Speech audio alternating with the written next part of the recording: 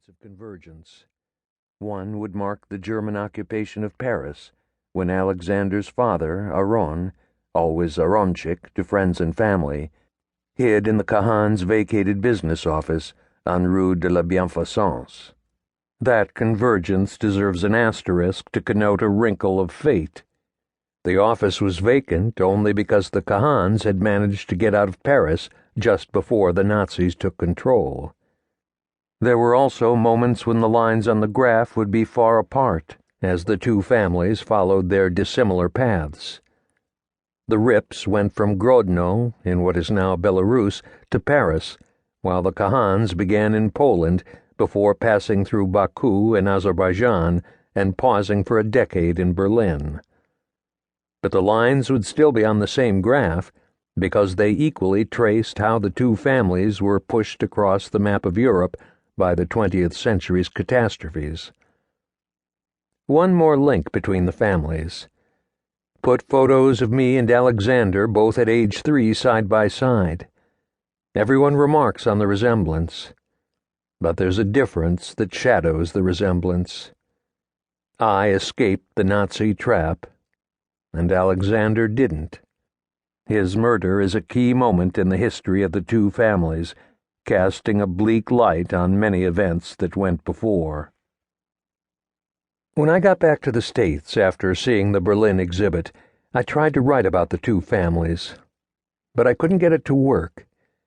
The words lay lifelessly on the page as in some antique chronicle. The events occurred long ago. I couldn't grasp what made them move one way and not another. I had to find something in the world around me that would make the past appear more vivid. That, I realized when I thought about it, is what memorials do. They exist in the present, but take their meanings from the past. They bring history closer, and that was what I needed.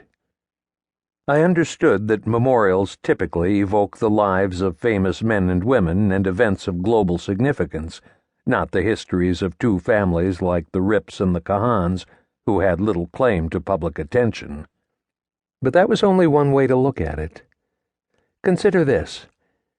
When I saw Maya Lin's Vietnam Veterans Memorial, my first thoughts were about how political decisions made thousands of miles from the battlefield had caused many Americans to die.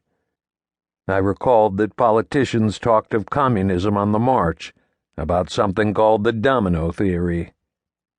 The memorial prompted thoughts about the sweep of great historical events. That was my initial response, but it was not the only one. I thought about my own connection to the Vietnam War, how luck and circumstance had kept me out of harm's way, how one friend escaped the draft by going to Canada, how another was a medic in the Mekong Delta. Memorials can trigger different messages, some more personal than others. The story of the Kahans and the Ripps that I wanted to tell was ultimately a Holocaust story, so it would be Holocaust memorials that I should see. I planned to visit as many as I could include in a short itinerary. They would certainly remind me of how the Nazis killed 6 million Jews, and a refresher of that history lesson is always worthwhile. But I hoped that some memorials would also spark to life the story about the different destinies of the Kahans and the Ripps. I decided to go and see the Holocaust Memorial in New Jersey's Liberty State Park. It was a random choice, but I had to begin somewhere, and it wasn't that far from home.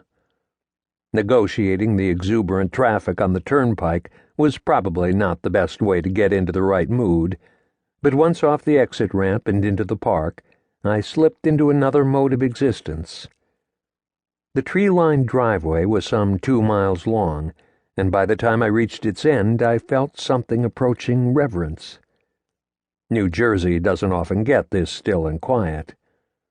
It helped that it was the middle of a work week, only one family of picnickers to be seen, a few cyclists, a virtually empty parking lot.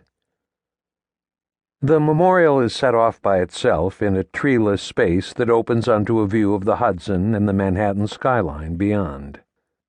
It is some 15 feet high and consists of 2 blackened bronze figures.